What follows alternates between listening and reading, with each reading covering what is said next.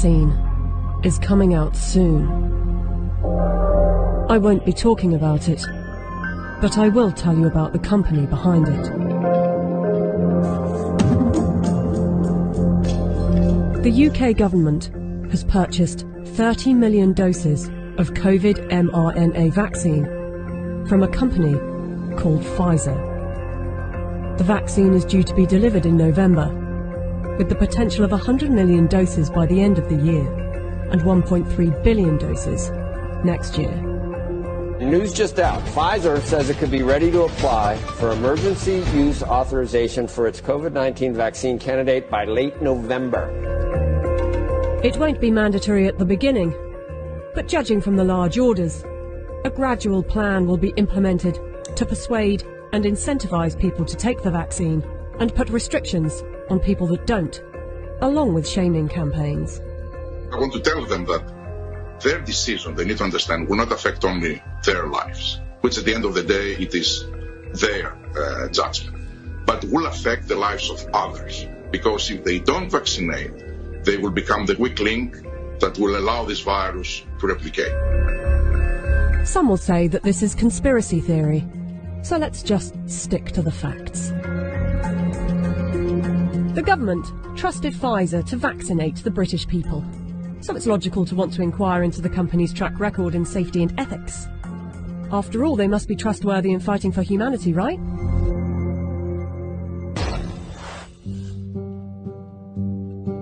PFIZER made itself one of the largest pharmaceutical companies in the world by purchasing its competitors and through aggressive marketing tactics. What I'm about to tell you is only 20% of their rap sheet, otherwise this video would be hours long, but you can go to our website where you can see the full list. PFIZER received the biggest criminal fine in US history as part of a $2.3 billion settlement with federal prosecutors for mispromoting medicines and for paying kickbacks to compliant doctors. PFIZER pleaded guilty to misbranding the painkiller Bextra by promoting the drug for uses that were not approved by medical regulators. In the 90s, they were involved in defective heart valves that led to the deaths of more than 100 people. The company had deliberately misled regulators about the hazards. The company agreed to pay $10.75 million to settle Justice Department charges. PFIZER also had a class action suit with a $60 million settlement over Resolin, diabetes medication, that resulted in patients dying from acute liver failure, said to be caused by the drug.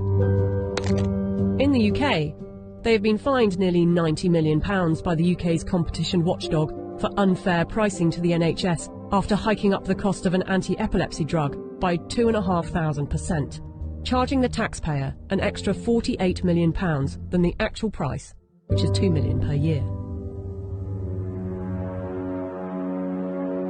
Buying competitors and mis-selling drugs weren't the only factors in making them the giant of a company they are. Their special relations with doctors and medical professionals has also helped. In 2004, PFIZER's subsidiary agreed to pay $430 million to resolve criminal charges that it paid physicians to prescribe its epilepsy drug, Neurontin, to patients with ailments for which the medication was not approved. In 2010, a federal jury found that PFIZER committed racketeering fraud in its marketing of the drug.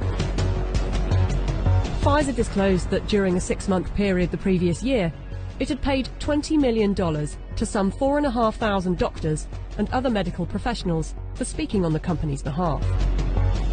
In 2012, the US Securities and Exchange Commission announced that it had reached a $45 million settlement with PFIZER to resolve charges that its subsidiaries had bribed overseas doctors and other healthcare professionals to increase foreign sales. But some of you might say they are a business and they don't get to make billions a year by not being competitive. They're still trying to help humanity. PFIZER was sued in a US federal court by Nigerian families who accused the company of testing a dangerous new antibiotic called Trovan on children without parents' consent and using their children as human guinea pigs. A panel of medical experts concluded that PFIZER had violated international law, and the company agreed to pay $75 million to settle the lawsuits in Nigerian courts. The US case was settled for an undisclosed amount. Amid widespread criticism of high pricing for poor countries, and in particular AIDS medications, Pfizer offered to donate a 2-year supply of its drug, Diflucan, worth $50 million to the South African government. Yet in 2003, Pfizer backed away from the company's plan to license its AIDS drug for low-cost distribution in poor countries. The list goes on. I don't want to bore you with it. But ask yourself, if it was a car manufacturer, would you buy a car from them?